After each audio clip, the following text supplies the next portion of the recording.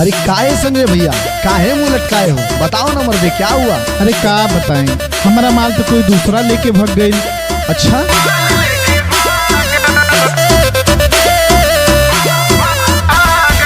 Recording by Magatri Studio Amethi.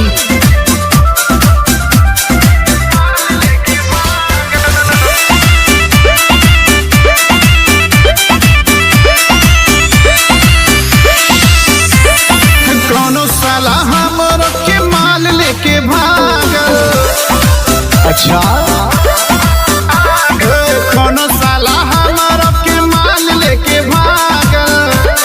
अरे बाप रे, ओकरा के नाही पता हम भइनी पागल। ओकरा के नाही पता हम भइनी पागल। कौनो साला हमरो के माल लेके भागल।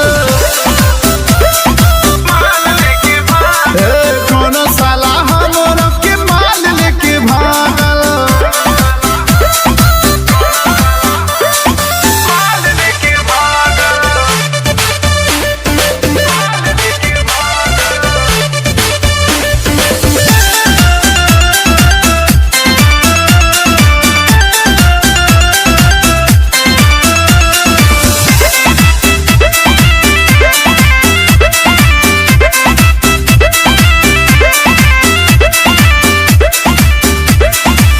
चार महीना से फेरा में रहनी, पूरा भइल तब की सह।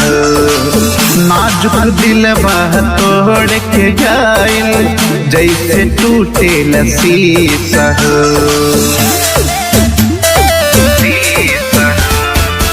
चार महीना से फेरा में रहनी, पूरा भइल तब की सह।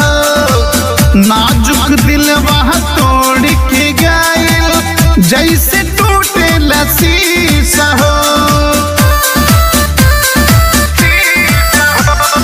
आधी आधी रात भर रहिले हम जागल। आधी आधी रात भर रहिले हम जागल।